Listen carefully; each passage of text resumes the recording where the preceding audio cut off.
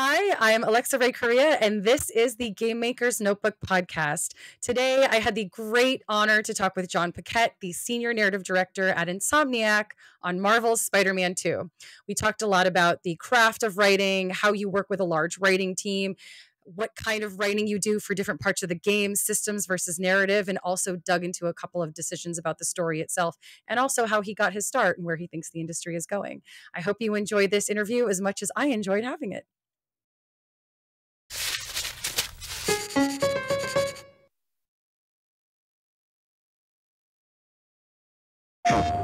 Back in business.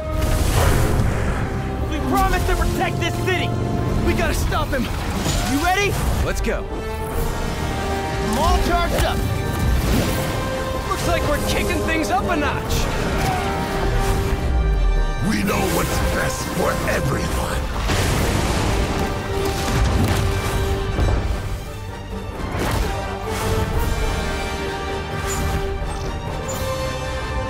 Spider-Man, I'll squash you like a bug. What's the matter? Two Spider-Men too tough?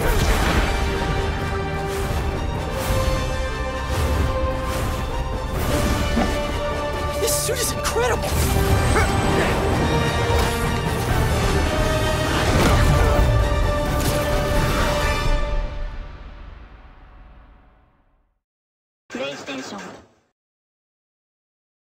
Thank you so much for sitting down to chat with me. I'm so excited to talk to you specifically. This is really cool. Cool. So first question, obvious question. How did you get here? Like, how did you arrive at the senior narrative director of Spider-Man 2 at Insomniac? What was your journey? Well, let's see. How far back do we want to go? Do we want to go far back as you're comfortable with? Well, I got into the games business when the games business was pretty young. I was at USC Film School at the time, and there was a posting for an internship, and it said like free video games, free food, and I was like, that nice. As a grad student, I was like, that sounds amazing. I'm right there. And it turned out to be for a company called DreamWorks Interactive. This was I think it was DreamWorks SKG back then. And so I was an on-set PA, production assistant for a Goosebumps game. Back in the 90s, they had like live action stuff. So I would like sweep the floor. And my favorite part was of my 3 or 4 week shoot was Jeff Goldblum played Dracula. And at one point I overheard him say, "Is it warm in here?" And I went and I changed the air conditioning. So I think I saved Jeff Goldblum's life by turning up the air so that he didn't perish inside of his Dracula costume. Probably did. Yeah. But anyway, that led to when that got finished, that shoot got finished. They asked me to stay on and be a tester for a few games. And I did that while I was finishing up grad school. And then they asked me to stay on and be a tester on some more games, which I did. And then I transitioned from there into being a producer, designer, creative director, and writer over the years. And I think it was in 2008, I moved from DreamWorks Interactive, eventually became EA Los Angeles. And then in 2008, I moved to Insomniac Games, and I've worked on a bunch of games there, and that's where I am. When you were in your education, you studied screenwriting. That's right. Did games ever cross your mind at any point as like a possible career path? There was one class that was offered at USC at the time. It was a game design class. If any folks from USC know Tracy Fullerton, she was like a TA, I think, for the class that I took. So she was pretty young, and it was like in the basement, the smelly basement underneath the main the stage at USC. This was back in the late 90s, so it's not nearly as nice. It wasn't nearly as nice as it is now. So yeah, there was one one class, but now they have like a huge program there. But I took the one class and it was great. The one class. Yeah. How has, it's funny you mentioned the old like FMV, like Goosebumps games, because one of the things I wanted to talk to you about is how has storytelling in games changed kind of from the way things were run then to the way they were run now. And it sounds like a big one is capture, essentially. Yeah.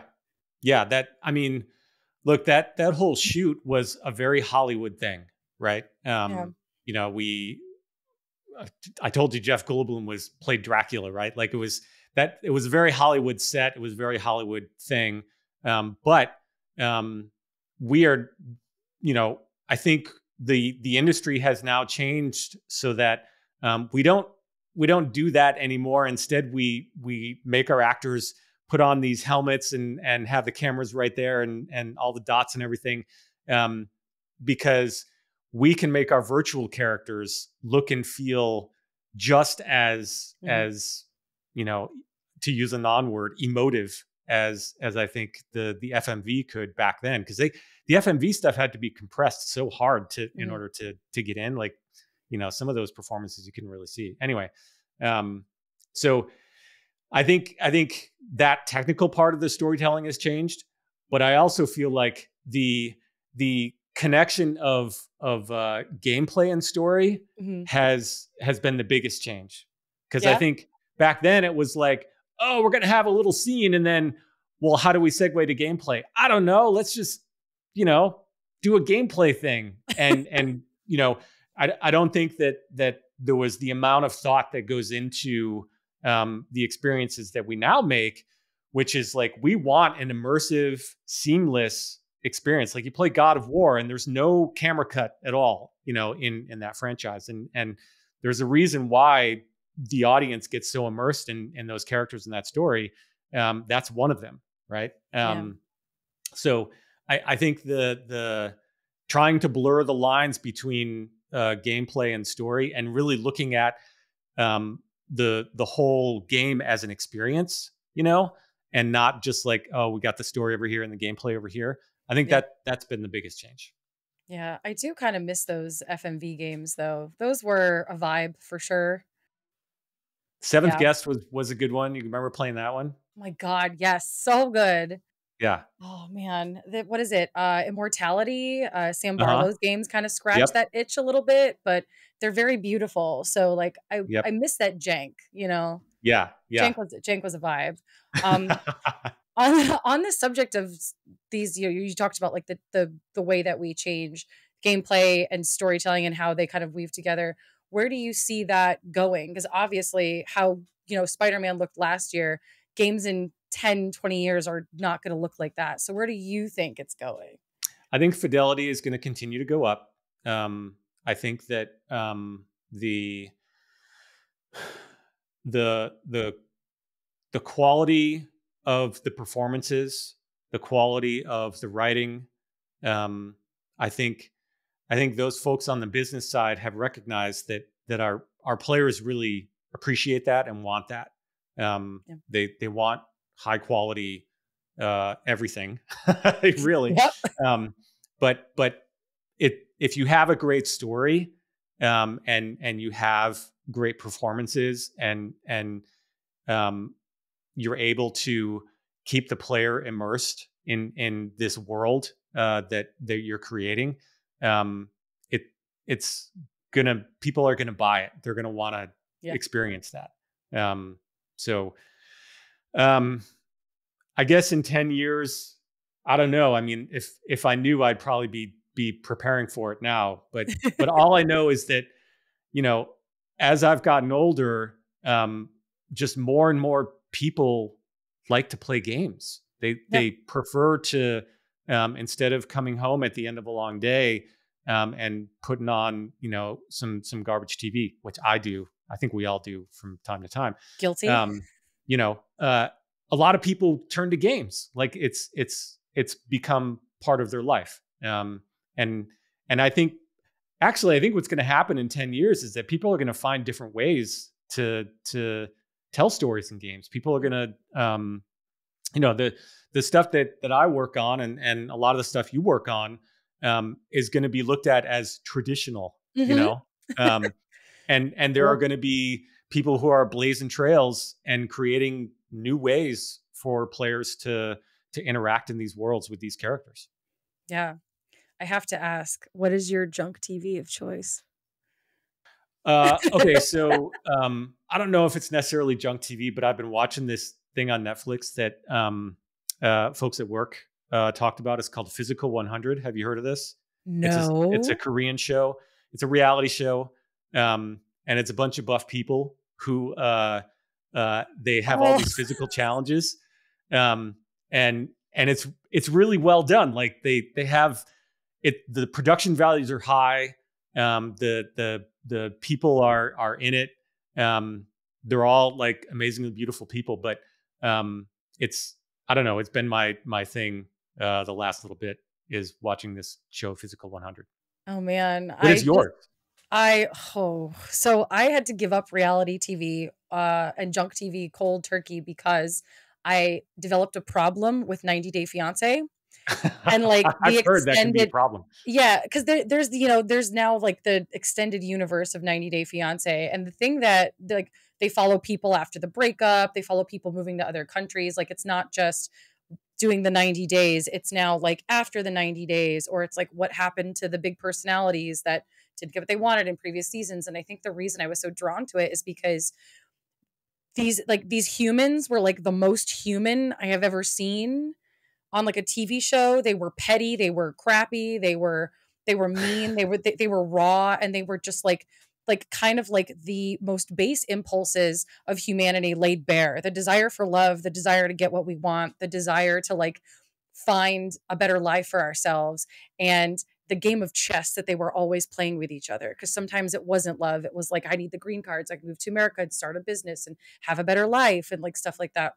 And it fascinated me, but I got too into it and it just became like a thing. And I was like, no, I can't, this is ruling my life. And everything I was writing was starting to sound a little petty and desperate. So I was like, okay, I'm done. I can't anymore. So I just wistfully like look at all my friends who still watch it. And that's it. Sounds like somebody should get the video game rights to 90 Day Fiance. Yes. Oh my gosh. I think a 90 Day Fiance game in the style of like Wildermyth would kill. Yeah. Where it was like, here's your procedurally generated fiance from America or whatever. You are someone international and you have to like gamify getting them to fall in love with you and bring you home and stuff like that. I love it. Enough about my shitty reality TV past life. Let's talk about Spider-Man 2. How do you feel now that it's out? It's been out for a while. Mm-hmm. People have had more than enough time to complete it. So we will just talk about spoilers. We'll spoil everything. It's fine. Yeah. How do you feel?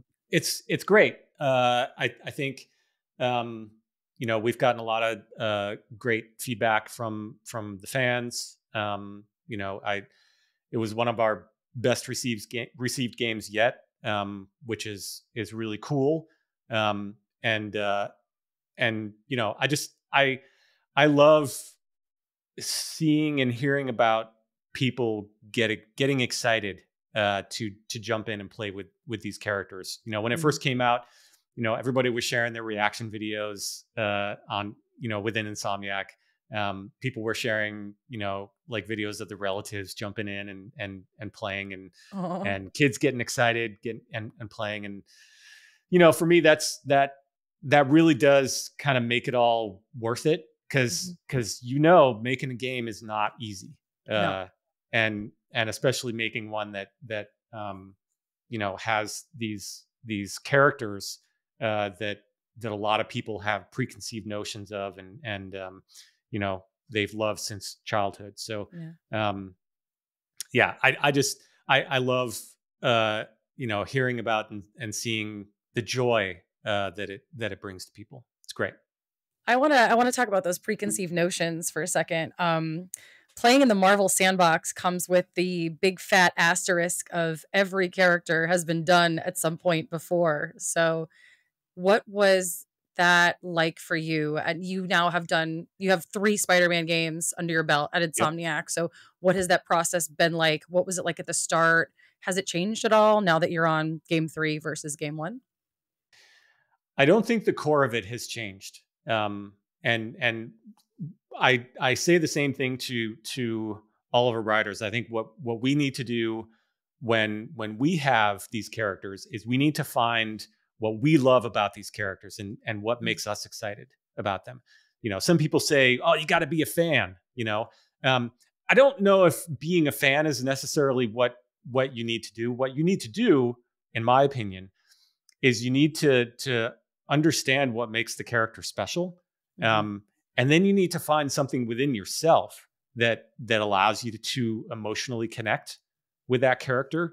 And this, you're a writer. You gotta bring yourself. You gotta lay yourself bare, your emotions and your what you think makes yourself get excited and or sad or anxious or whatever, and you got to bring that to that character, right? I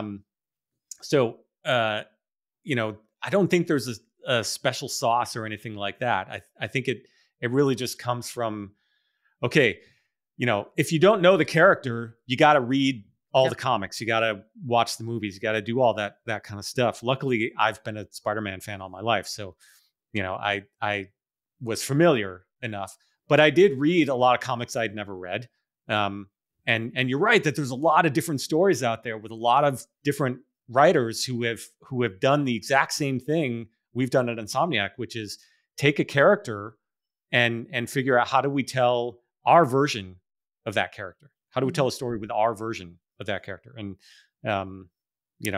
I think what fans enjoy is seeing a different version that they can kind of do the DiCaprio meme of like, I know that, but at the same time, get something new, Yeah, that was me with the when I finally got the Black Panther suit in Spider-Man. I was just like, that's something. It's funny what you mentioned about like you don't have to be a fan, because I feel like so often with writing or people just discussing writing, the discourse always kind of lands to like, oh, like you, like I'm a super fan of this, which means naturally I would be able to understand and write the material, but that's not taking into account learning kind of like the craft of writing. And on the flip side, I think you're right in that if you're not a fan of something and you pick something up, it's to write about almost having that new, fresh perspective and learning, like you said, reading every comic. Like I have now read every Black Panther comic and novel known to existence, and they're all wonderful and great. It's great material. But you kind of have to come to it from a craft and appreciation standpoint in that case. Yeah. Yeah. And I think the other thing that I tell our writers is that, read all that stuff, but then you got to forget about it, because you can't be too inspired or too swayed by one particular story. Like for example, when we were making Spider-Man 2, so many people would say, oh, Kraven's Last Hunt, we got to do some Kraven's Last Hunt, thing. And of course we were like, well, yeah, that's a great comic. That the story in that is amazing. But that's been done, right? And it's been done really well. What do we want to do with this character? Is there a way to maybe find some of the things that people really enjoyed about Kraven's Last Hunt? What were the things that really got people excited, and why has that been a storyline that has endured? And learn from that and be like, okay, how are we going to apply those lessons to our version of Kraven, which is different, So yeah, it's really hard to have these characters with so many great stories, but you can't just do those stories. You gotta do your own, And I think if you forget those and bring it internal to yourself, and like you say, use the tools that as a writer to craft a story with that character, then I think that's where the magic happens. Yeah, I agree. Bill Roseman, shout out Bill, you're excellent. Talks Hi, a Bill. lot about, hi, Bill, talks a lot about when you're sort of approaching a Marvel property. What do you, when you look at the spread of what's available to you, similar to what you were saying, what do you take? And then what do you add yourself? When Mhm. you were putting together the story for Spider-Man 2, you just talked about, Kraven's Last Hunt was something a lot of people were sort of looking at, being like, oh, can we fit this in? Where do you sort of draw the line between taking and adding? Like, when do you take something and you're like, yes, this is something we want to adapt and do, versus like, we're going to add this whole new thing in? Where for you as a writer does that, like, where do you see that line in that Yeah. balance? Yeah. It's a little bit different for Spider-Man 2 than for Spider-Man 1, because for Spider-Man 2, we had sort of an existing storyline, right? That we had some threads that we could pull from in the first game, and also in Miles Morales. So we had two games that we had kind of laid some groundwork for the characters. But in Spider-Man 1, that's a good question. I think. I mean, one of the things we did, well, we had a writer, Christos Gage, on the first game, and he's a Spider-Man aficionado. He had written a lot of comics, and so he was really instrumental in helping us find the DNA of what a good Spider-Man story is. Mm-hmm. And there's like a few key things that I think I took away from that. Like, for example, and this applies to both Miles and Peter. They have their world when they're a hero out in the city, but then they have their world when they're a regular person. We say the man behind the mask, right? And it's always a balance between those two, and that's what makes a Spider-Man story. And Bill Roseman would say the same thing. Worlds colliding was a thing that he would say often when we were making the first game. And one of the things that I recognized, a pattern that I recognized, was when Spider-Man wins, like when Spider-Man does something cool and saves the day, Peter or Miles have to lose, right? Like their other persona needs to somehow sacrifice something. And so you get this pattern of, man, this character is always losing, even when they're winning, right? They're always sacrificing something in order to, get what it is that they need to do to fulfill their responsibility. So that's something that I didn't recognize beforehand when I was a fan, but through the process of writing it and trying to understand the character, now I know that whenever we have a moment when Pete has something good happen to him in his personal life, it's got to be at the expense of the dude in the suit. Yeah, I think that's also the reason, whether or not people realize that is it, why I think Spider-Man as the IP has endured, because it's such like a Sophie's Choice, like man versus world. It's the whole, the it's a human story, but with that sort of superhero veneer over it. Yeah. I have to ask, going back to a point you made a little while ago, when you say you put your heart, your soul, your emotion as a writer, you kind of bring what's in you to the forefront. What of you is in Spider-Man? Let's see. Gosh, that's personal, Alexa. You're getting therapy time. I think both Peter and Miles tend to be pretty humble people. And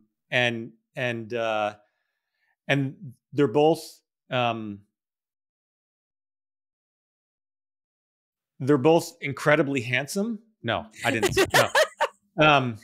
True, really. True. Actually, no, there's this line. Okay, here we go. There's this line in the first Spider-Man when Peter and Otto are together in the lab, and Peter says something that pisses Otto off, or so he thinks. And Peter's like, "I'm sorry. I tend to say funny things when I'm in stressful situations," or something like that. And I remember writing that line and being like, "Oh, that's kind of me." Okay. I definitely use humor as a defense mechanism, and that's a big part of how I deal with the stress of life is, put on a smile and try to have fun with it. Forge ahead. So yeah. Yeah. I can see that. I can definitely see that. Yeah. So one of the big things you mentioned this, we're not going to talk about your GDC talk yet, but I do want to talk about it. Okay. But one of the points you said is something that a lot of people have brought up is the decision to make Harry Venom as Yep. opposed to using Eddie Brock. And I would love to, again, like we were talking about, what do you take, what do you add, making the story your own? And I would love to know the thought process, because it's a cool choice. And I would Yeah. love to know the thought process that brought you guys to sort of that decision. If I remember correctly, and I may not, it's been a while. But at the end of the first Spider-Man game, we had a tease where we showed Harry in a tank with a symbiote. And I believe that as we were like in the middle of making Spider-Man 1, we would have these meetings with Marvel where we'd get together in one of the rooms at Insomniac, and there's like a huge cork board, and we would have like, a bunch of index cards kind of showing the story, and we'd brainstorm, we'd walk through the story beats, we'd talk about various things, and it might have been Bill who had the idea to put Harry in the tank and kind of tease Venom. It could have been Brian who said we want to do Venom in the next game, and then that idea came from that. It could have been anybody in the room. That's kind of how those things go. Yeah. But we obviously painted ourselves into a corner with that tease at the end of the first game, right? And so we set ourselves up for, okay, we're gonna do a Venom story, right? But I was not prepared to know what that was at that time. All I knew was that we got Harry in a tank with some black goo. That's fair. Let's ship this game and then we'll start working on that one. And it was through the process of like any game, like you get a bunch of ideas and you throw them at the wall and you're like, okay, this feels like it'll work, and you make it happen. Was there a challenge in writing Venom when the Sony Tom Hardy version of Venom is so, I think, ingrained in people's minds? He's iconic. He's like a bisexual icon. He's like very, very, very important. When you were, and your version of Venom is different.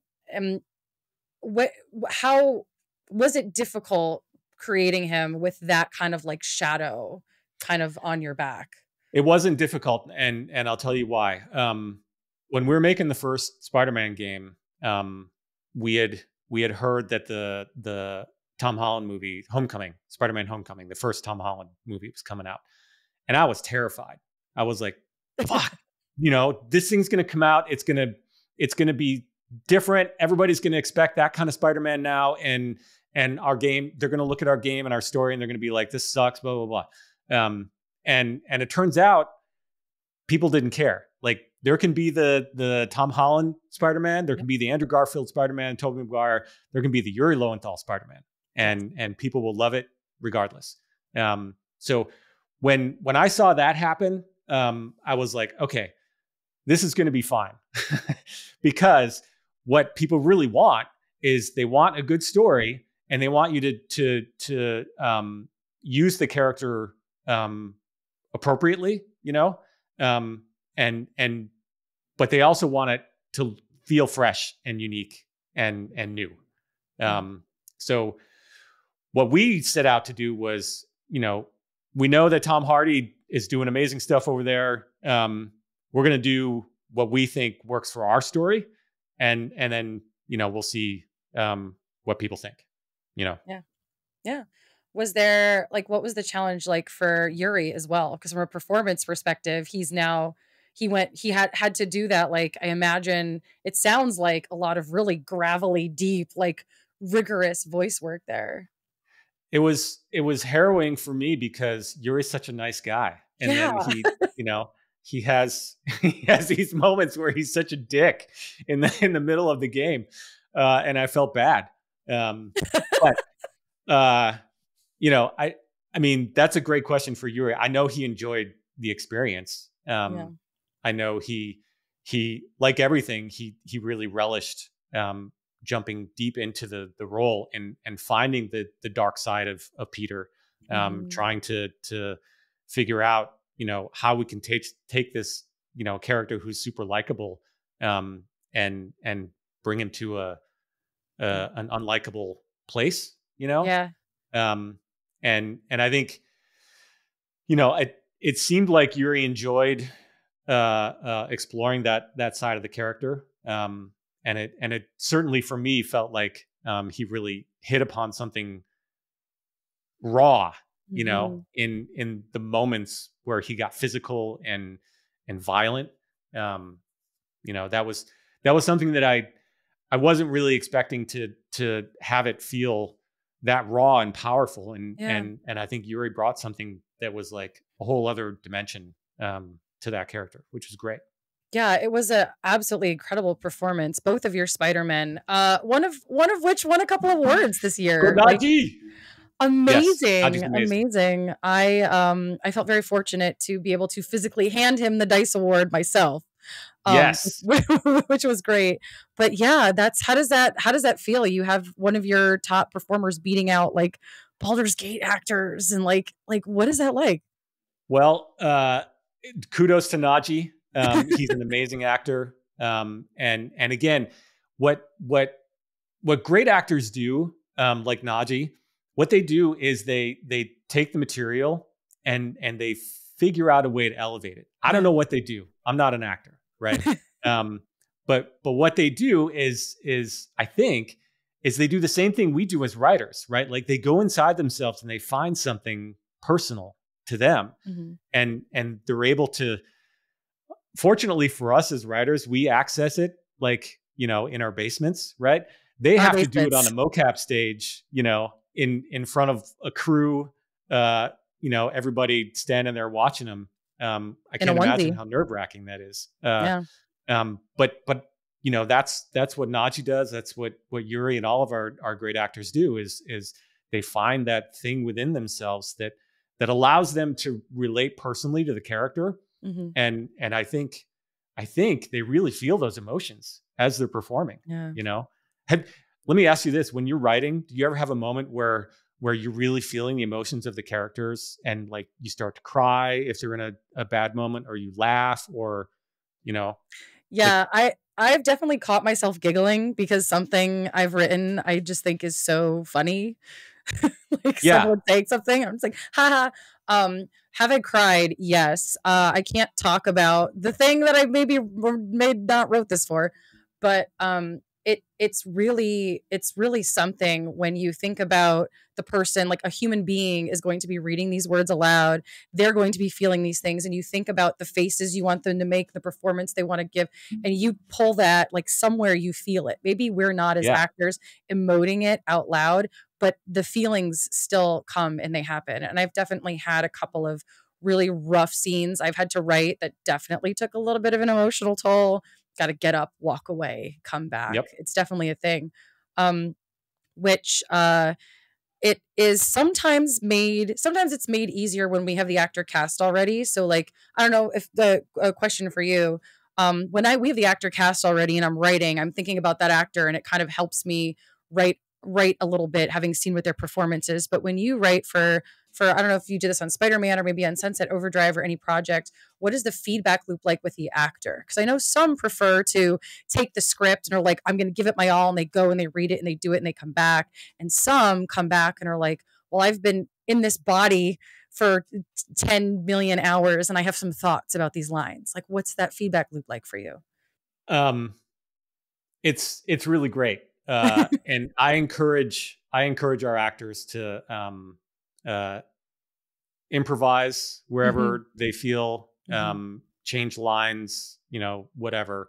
I mean, if it's something I'm really precious about, I'll tell them, but usually I'm not. And usually as a rule, none of us are, because we want, I think we know that like the stuff we write is just the first step to getting to a performance on the screen. Mm-hmm. And in order for the actor to do something truthful, they have to put it through their own filter. And if what is written on the page doesn't allow them to feel truthful, whatever it takes to get a truthful performance. On Sunset Overdrive, so Yuri Lowenthal was player male. Uh-huh. Stephanie Lemlin was player female.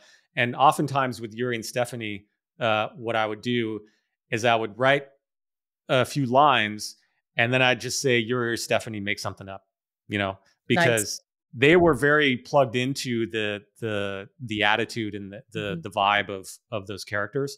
And it was usually much better than anything I could come up with. So, Interesting. Yeah, it was, I did that with Yuri on Spider-Man 1 too. I would often, write like a few Spider-Man jokes and then as a third or fourth option, just say, Yuri, make something up. And we would always take that one, whatever he made up. I was going to say for the jokes, because there are quite a lot of jokes in the whole series. And there's some really good bangers in Spider-Man 2. The be positive one when Harry and Peter are in the lab is like, I think, my favorite. But when you're doing that, Credit do you to Max have Folkman for that one? Love Max Folkman. Shout out Max Folkman. Do you, when you're writing these scripts, like, do you think like, oh, okay, here's like some jokes that we want to get in, or do like you put them in organically? Like, do you brainstorm them separately? Because I know some people do it separately. We try to, so like making Spider-Man 1 was really hard because we were trying to find the right tone. Mm-hmm. And I remember there was a point when the folks at Marvel said, hey, your game's not funny enough. And they were right. Yeah, no. And they were right. Like, we were so focused on how do we get the plot? How do we make sure that Otto's transition is really, reading truthfully and is grounded and all that kind of stuff. And we kind of forgot to have fun. So I remember me and Ben Arfman and Christos, we did like a humor pass on everything. Oh, okay. And we revisited a few scenes and one scene in particular that I remember was there was that scene where Peter and MJ are in her apartment and he's like cooking something for her and she's like drinking a glass of wine and on her laptop or something. And then he gets a call and he's got to leave. And like he comes out of the kitchen and he's wearing his suit and he's about to go out the window and she's like, whoa. Did you just leave your clothes on the kitchen floor? And he's like, and he like slowly, the way Yuri does it, like slowly backs into the kitchen and like folds up his clothes and puts it on the corner of the couch. And then he jumps out the window. It was great. Yeah. But that was something that was added, afterwards. I think once we finished Spider-Man 1, we kind of got a sense of, okay, we got to make sure that we have a balance of drama, stakes, but humor as well. Because that's what, makes these games special, is having that balance. And so when we're doing like the first big draft of the cinematic scripts, we'll read them and then we'll be like, okay, we've got like 4 or 5 scenes here that are just dour, let's get some humor into it. Conversely, sometimes we'll try to have too much fun and we'll have wall-to-wall jokes and it'll just be like, please, enough, right? Let's dial it down a little bit. Yeah. So it's always like everything. It's always a balance. Yeah. I want to talk about Harry and Peter because one of my favorite things about Spider-Man 2 is the way that their relationship is portrayed. We are seeing this, I love it, this big trend now. Games is catching up, but in media we're calling it soft masculinity, but what it is just really, but what it is just really honest portrayals of like really strong male friendships. And so I'd love to hear from you, like when the team was putting together that relationship between Harry and Peter, like how you wanted them, everything from the way that like they look at each other, how they address each other, like how that comfort turns to discomfort as their relationship starts to deteriorate. Like when you were building that relationship, like what sources did you draw on? How did you think about it? Like what was the development process like for that? I mean, I think we wanted it to be like the friendship that Brian and I have. No, that's sort of a joke. Sort of a joke. We've definitely gone through some things together, but I think that it really, we just wanted them to be exactly what you said, like real friends who weren't afraid to tell each other that they love each other, you know?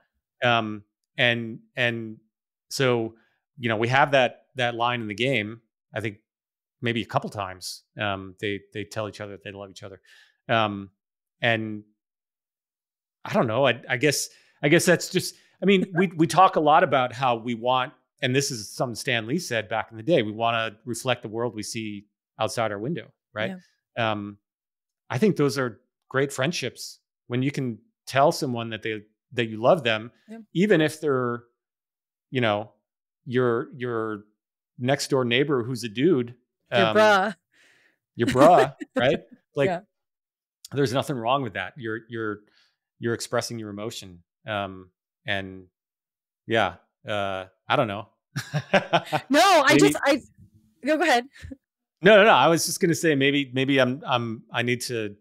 Should I Google soft masculinity, or is that a bad thing to Google? No, don't Google it. It's just something that I think like a lot of us have been noticing, because again, for games, it was like this for the longest time, where it was very much like, you know, like bruh, like you're dudes, right? And there was this idea that you couldn't. And then I think Ted Lasso came out, and like everything started to change. I think of Ted Lasso and like Our Flag Means Death, which is an extreme example, but like just the idea that like you can be vulnerable and you can have these strong relationships and just have these really open, like just, you know, just again, like just be able to like to tell each other you love each other. And I just felt like having Harry and Peter being sort of the linchpin relationship for Peter's storyline.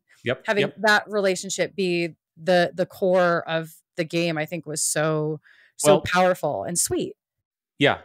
Well, let me ruin that for you for a second. Do it. I won't ruin it. But when I was thinking about their friendship, I was also, yes, I wanted it to be genuine and feel real.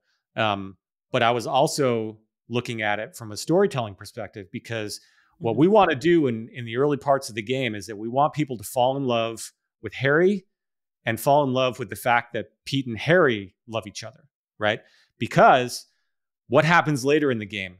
Harry becomes Venom, and Pete is forced to battle his best friend and maybe even kill him, right? Yeah. So the goal narratively was to, you know, try and get the maximum emotional impact out of that journey, right? Yeah. And in order for that journey to feel, I'll just say, in order for it to feel, we gotta love that they love each other, you know. So we spend a lot of time making sure that Queen's mission, as we called it, I forget what the actual name was, but when they go into the high school and you know they're getting their old flash drive, like that was an extremely important mission narratively, in order to set up their relationship and show that they're besties. I loved that mission. I don't know, maybe I'm just like a girl, but I just thought that whole mission was super cute and like really sweet, and it made me feel warm and fuzzy.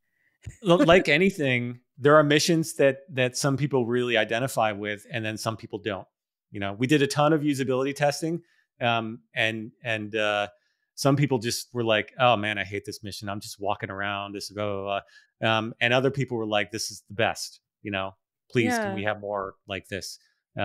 So you know, you can't always please everybody, but again, the goal for me was to make sure what is the right thing for the story, and look at the story as a whole. Where do we want this story to end? How can that moment, that climax, be as emotionally impactful as possible? You gotta have a good setup. Yeah, I love them. I would talk about them for the next hour, but we should not do that. the cool thing about Spider-Man 2, I know you've done like millions and millions of interviews on like, oh, dual protagonists, like the dual protagonist was like the hook and everything. But I'm curious from a game development standpoint, you did have Spider-Man 1 and Miles Morales to build off of. But when you were putting the framework of the game together, was it systems first or story first? Or did you guys develop like in tandem, like all the systems that sort of came with having a dual protagonist? What was that development process like for you as a writer? Story first. Story first? Yeah. I think at Insomniac, we tend to lead with story. Mm-hmm. However, we also change it along the way. So when the mechanics, come online, and if they allow us to do different things in the story, we'll throw stuff away and whatever. But that idea of having both Miles and Pete be Spider-Men was something that was relatively early. Although I will say the biggest challenge for telling that story was the Pete and Harry story, because the Pete and Harry story is, when you look at it from a plot perspective, is really the spine of the story. That's what all the events. Harry eventually Pete becoming the symbiote, and Harry turning into Venom. Those are that's the spine of the plot, right? And every Miles' journey wraps around that. MJ's journey wraps around that. All the other characters' journeys wrap around that. But then as we're making the game, we're like, wait, is that taking over the story of Miles and Peter in particular, right? Like, how can we have this story of these two Spider-Men? And so we worked a lot to make sure that was as balanced as possible and didn't become confusing, but also allowed for Miles to have his own narrative that also tied into Peter and Harry's narrative. Mm-hmm. It was a journey for sure, like any game is. But I would say that was probably the hardest part of that dual protagonist is, we had a really strong spine with Peter and Harry. And part of both of their stories also are unique side missions and additional content and like the Prowler stuff with Miles and whatnot. Did mm-hmm. that come when you were putting the story together? Did that also come from you guys, or was it something that like was designed like, hey, we want to have X number of like additional quests? Like, how does that development work? We tend to do all that stuff collaboratively. Okay. So the writers really, kind of tackle the Golden Path story and the character arcs within the Golden Path story. We call it the Golden Path. Other people may call it just the like required story or the main story or whatever. Mm-hmm. And then the other stuff is like, okay, what tools do we have in our toolbox to play with, right? So one of the things that the Miles Morales game came up with was this FNSM app, the Friendly Neighborhood Spider-Man mm-hmm. app, right? Which allows for people around the city to call for help and Spider-Man can go and do things for him. So we knew that, okay, we can have a few of these FNSMs around the world. So writers and designers, you guys get together in a room and figure out what a cool FNSM, like a little small bite-sized chunk of content would be. Mm-hmm. And they came up with a bunch of great stuff. The Prowler stuff was something different. We knew we wanted more stuff with Uncle Aaron. And I think, if I recall correctly, somebody might prove me wrong. We came at it from both angles. Like we wanted Uncle Aaron to be in the story somehow, but we also needed an open world collectible, something that the player could go and do that had like a puzzle element to it.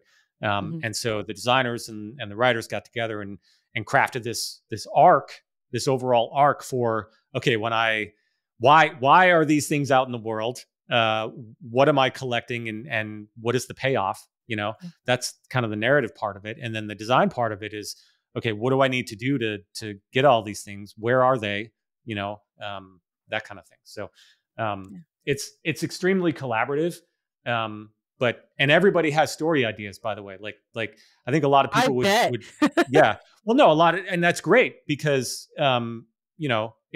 I love it when people on the team have story ideas and are like, what if we did this? What if we did that? I mean, we can't do everything, right? Yeah. But it's also nice to know that not one person is responsible for everything. Yeah. If everybody on the team is coming up with their own stories and making the whole game better, man, that's cool. I like that. It is cool. I love it when like a level designer or presentation, someone is like, hey, I was looking at this and I had this thought. I love that. Yep. It's safe to say you're never in a situation where, this is for all the non-industry people that will listen to this, you never just write a script and then hand it off and go, okay, and then it goes and gets made and that's done. It's never like that. Never. Nope. Never. Nope. I think I'd be bored. Is it ever like that for any professional? I mean, maybe. No. No, maybe. There's always somebody that wants to look at it and give you notes, right? Yeah. I think. What is actually, this is a good segue. What is the structure, or what was the structure of the writing team like for Spider-Man? Because you had a nice little core group, and I don't know, talk a little bit about that. Yeah, we had, I think at its height, 10 people on the team. We started with just a few, and then we grew as we got like the as we worked through pre-production and R&D and got an idea of like, okay, this is the scope of what we're making. I begged for more help because making Spider-Man 1 and Miles Morales with just 3 writers on Spider-Man 1, it was me and Christos and Ben Arsman and Mary Kenny. Shout out Mary. We needed more people. And so we got more people, and it was great because it allowed us to spread the work out more, but also have people put more time and effort into things that would probably not have as much time and effort into it, if that makes sense. So back to your question, we grew the team, and then the way that we structured things is we would have each writer would be responsible for like 2 to 4 missions at any one time.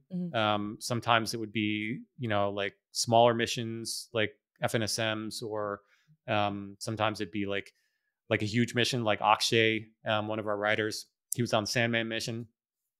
That took a long time. Yep. So it felt like he was on Sandman for the entire project, even though I know that's not true. It kind of felt that way. Maybe it felt that way to him too. But we all had our missions that we were responsible for, so that anybody on the team who was either working on that mission or had a question about what happened in that mission could go to that writer and be like, hey, tell me, in your mission, do you have X, Y, and Z? And the writer would know the answer. Wow. And then for all the side content, we would have, different owners for various pieces of side content as well. Cool. So it sounds like you didn't split rating up by character so much as you did like chunks of the game. No, yeah, we did chunks of the game. Although as we were building the character arcs, we did try to have owners for like a specific arc, and then that writer would then work on the arc and then do a presentation to the team about like, hey, here's how this character grows from act 1 to act 2 to act 3. Here are the key scenes that they're in, and if there was a question about that character, then we'd be able to go to that writer. But I find it better to, if it's early on, yeah, you can have people focus on characters. But once you get into production, you can't have writers trying to have everything in their heads at once. That's kind of my job as a director. And we had a couple senior writers, Ben and Lauren, me on the team, and they were able to help keep a lot of that stuff straight, so that the writers could just focus on their areas of expertise, right, and make those great. And me and Ben and Lauren would then kind of look at things and say, okay, well, this person's arc, we need to tweak this one scene because, you know, their arc has changed a little bit or whatever. So yeah, I hope that answers your question. So for your editing pipeline, when you're in big groups like that, it's like all fun. You've fuddled up, and then you have owners, and then do you like physically review everything? Yes. Wow. Okay. Yes. Dang. That is a huge part of the job. I make an effort to read all the scripts and comment on them. Our pipeline is we had used like Adobe Cloud, like we'd spit out PDFs, but we have a bunch of comments on there, and you know, we'd use those to you know, adjust things. And I also encouraged all the other writers to read everything as well. Not everybody had time to do it all, but a lot of scripts got coverage not just from me, but from the other writers on the team. And Brian Intar, also our creative director, he also read pretty much everything, I think. That's awesome. That's a lot. It takes a lot of time to read an arc's worth of scripts, let alone an entire script. Final Draft or Excel for you guys? I don't know. What are we writing? It depends. If we're writing a cinematic script, then it's Final Draft. Okay.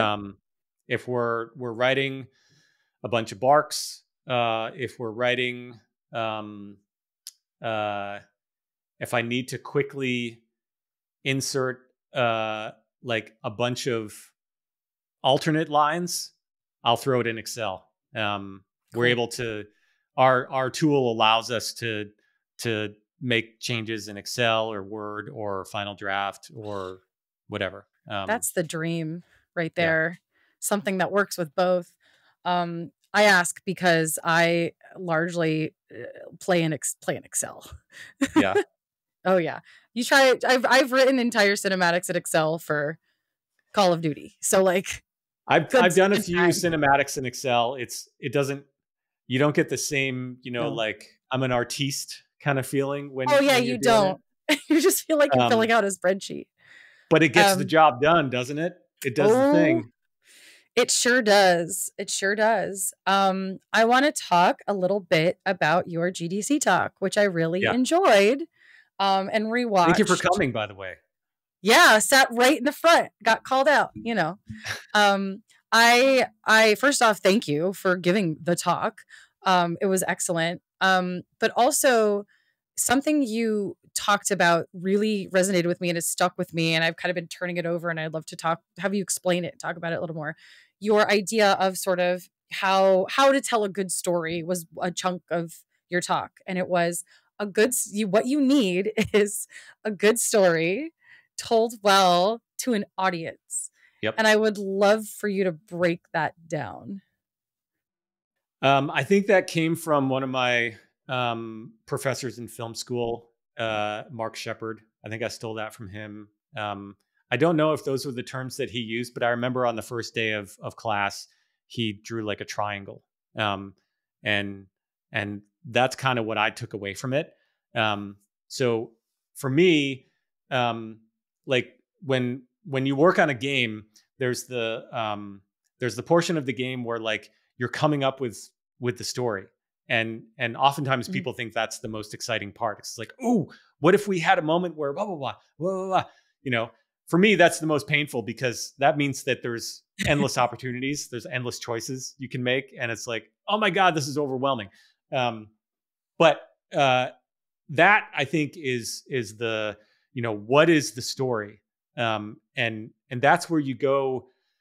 It's a long process it's a painful process where you do find that spine eventually, right? You find the thing that adds structure and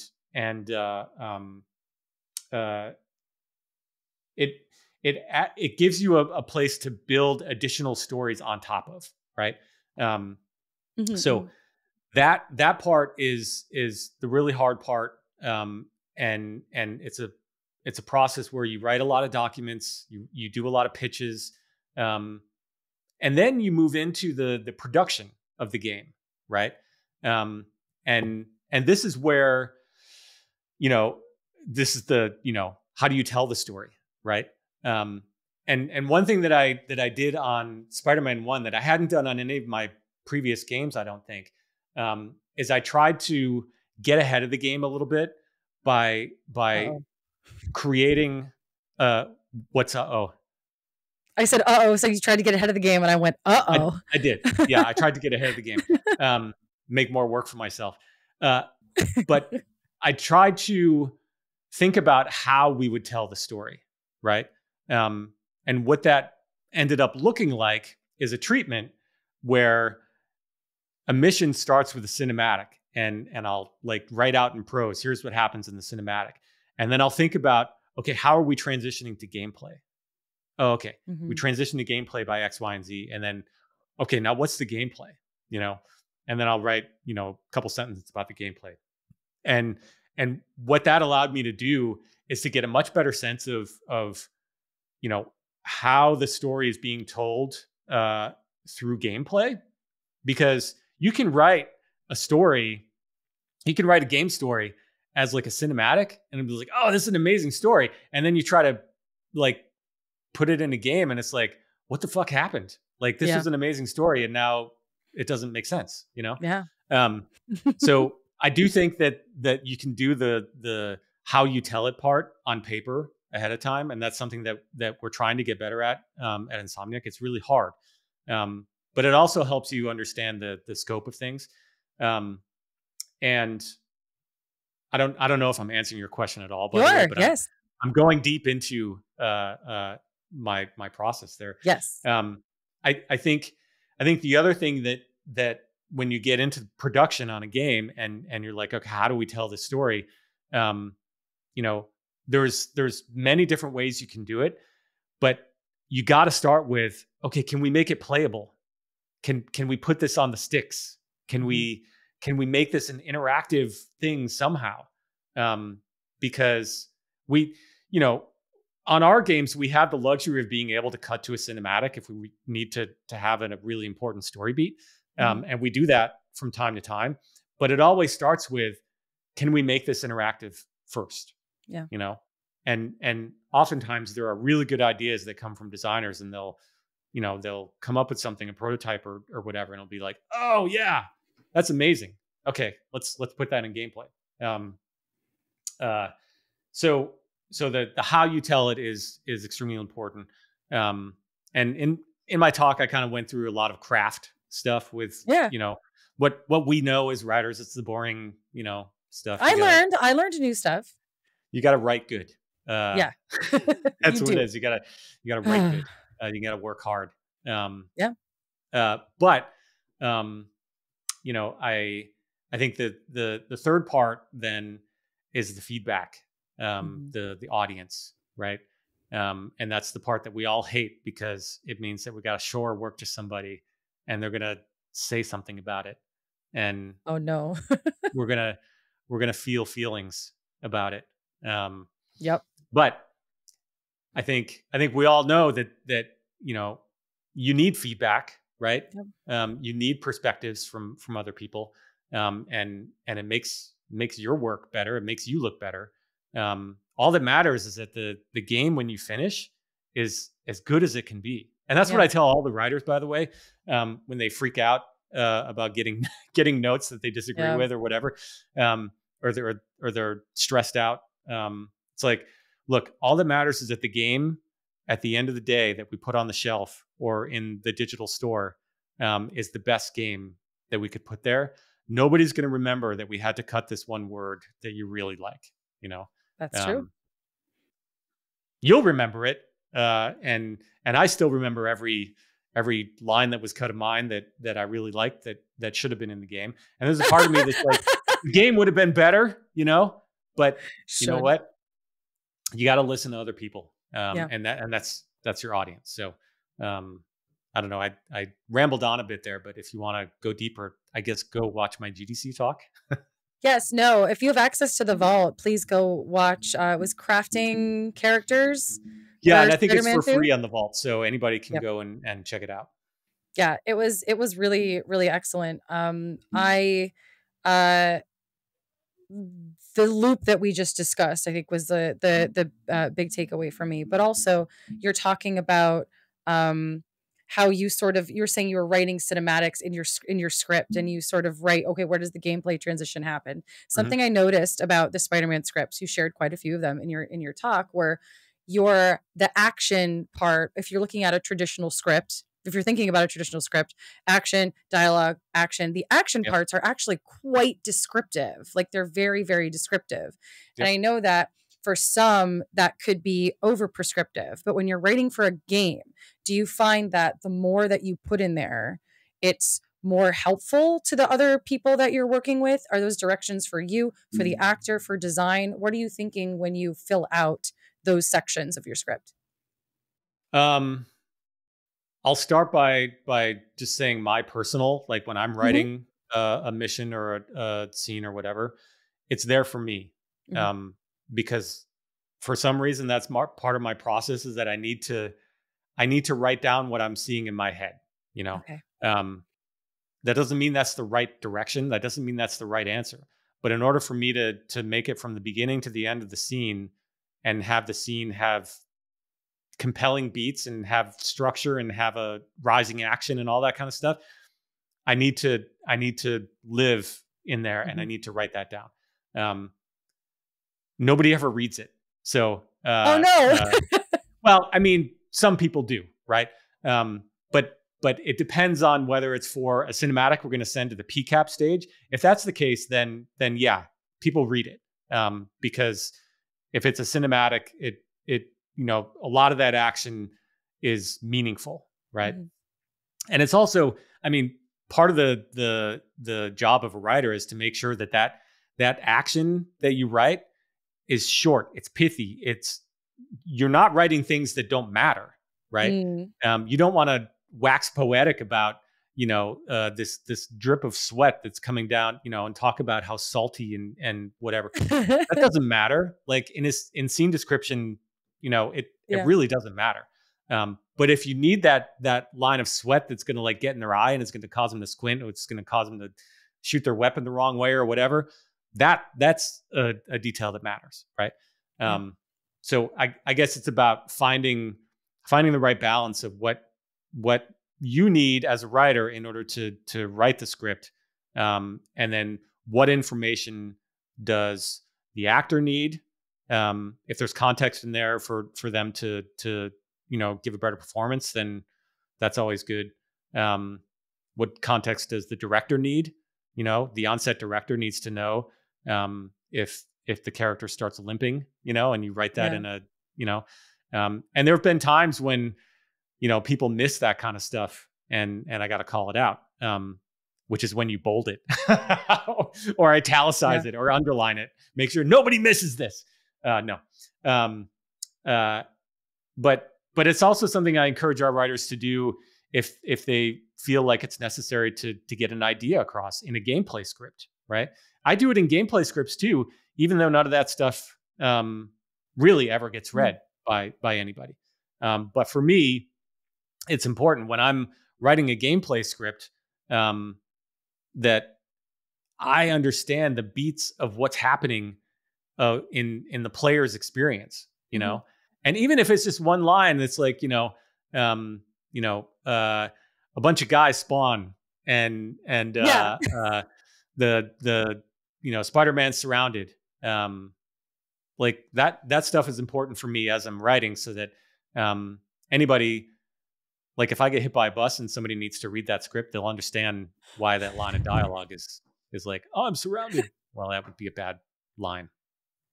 I use the same excuse when I overwrite stuff, is if I get hit by a bus tomorrow and can't be in, you need to know what I was going for. So that's hilarious to me that you just said that. Yep. So for Spider-Man 2. Well, let me ask you. So when you saw that scene description, what were you thinking? Like, what is your experience with that? I have had editors look at something and say, this is too much. It leaves little to my imagination. And when I say editor, I mean, it could be an actual editor if it's like a TV script, or if it's a designer who is putting together the level or the segment or whatever, and they're like, this is too much for me. I don't really have any room to like think about how I want to lay it out. And for me, like, again, I do write a lot of that stuff for me, but I continue to do it because sometimes when your compatriots at your game studio are looking at your script and putting your level together or your cinematic together, reading what you have gives them an idea. And like, I am not a presentation director. I am a writer. So when my presentation director reads it and is like, I don't know about the staging in this, but looking at what you have written, like, made me think about this. And then he stages it out and it's like, oh, cool. And then we can tweak it from there. Like, that's cool. So part of me writes to, again, for myself, like you, and then part of me writes to antagonize. So, yeah. So I like provoking, thought and stuff. Well, that's great. And I think that's laudable. And I do feel like there are times when the best writing is done in scene description. Like, we all know the adage show don't tell, right? Like we can't have game writing be about, oh, we just need to write a bunch of dialogue. That's not what it is. If we can say a line of dialogue without saying anything, if we can convey an emotion with a simple action that we put in the this would be for a cinematic script that we put in the action, then that's good writing, you know? Yep. The economy of space, and sometimes good writing is no writing. Yeah. Well, it is still writing, but it's like no dialogue, I guess, is what I meant to say.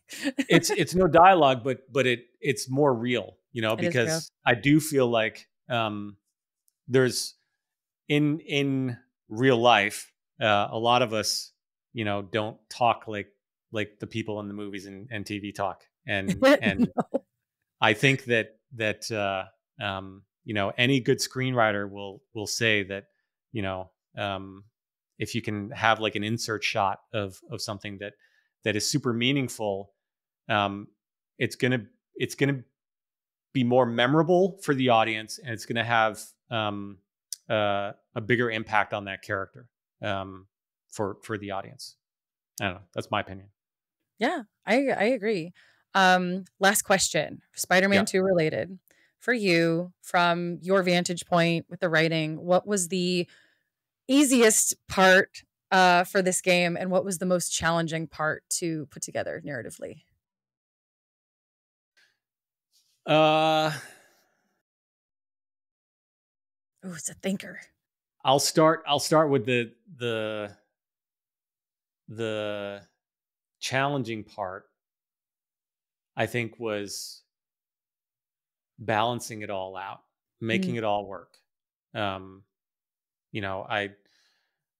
said before that we're crazy to have all these characters, right? And it really is like you want them all to be great, and you want them all to be big and have amazing arcs and have super memorable like on-screen introductions and super memorable moments, and they all got to be amazing, but they can't be, your story has to have balance. And so trying to figure out which parts of the story you don't need and which parts of the story you do need, that to me is the hardest part. And I don't think we would have gotten there if it wasn't for all the great notes and feedback that we got from people along the way. Cause I don't know about you, but when we write a draft of a story, we tend to get blinders on and be like, okay, I see the whole story in my head. It's great. It's going to work. And then somebody will come along and be like, actually, and you'd be like, fuck. Guilty. Now I don't know what to do. So yeah, that's a squiggly answer to the hardest part. It's a great I think answer. the easiest part was actually just writing all the scripts and having fun with the characters, right? Like getting it done. Like knowing knowing what the story was and the structure of it and you know, all that kind of stuff, whenever I would be able to sit down and write a cinematic or write a mission, I was like, oh man, this is great. This is gravy. This is the stuff. Because I trusted that we had done all of our work leading up to that point where I knew exactly what needed to happen in the scene, and I was able to just kind of let loose and have fun with it. You know? I love that. It sounds like not you guys that writing had a is lot of ever fun. easy. I don't want to make it sound like sitting down and writing a scene or a script is easy. It's not. It's never easy. But in the grand scheme of putting a game together and putting Spider-Man 2 together, it was a pleasure to be able to sit down and anytime you're playing with these characters, you know, and you know the tremendous cast that you have, and I mean it's a real privilege to be able to work with the great people at Insomniac, but you know, work with the actors that we have and work with these characters that that Marvel allows us to play with. That's butter, as they say. It is butter. I agree. Thank you so much for being so open and a little vulnerable and chatting with me today. I appreciate it so much, Jon. Anytime, Alexa.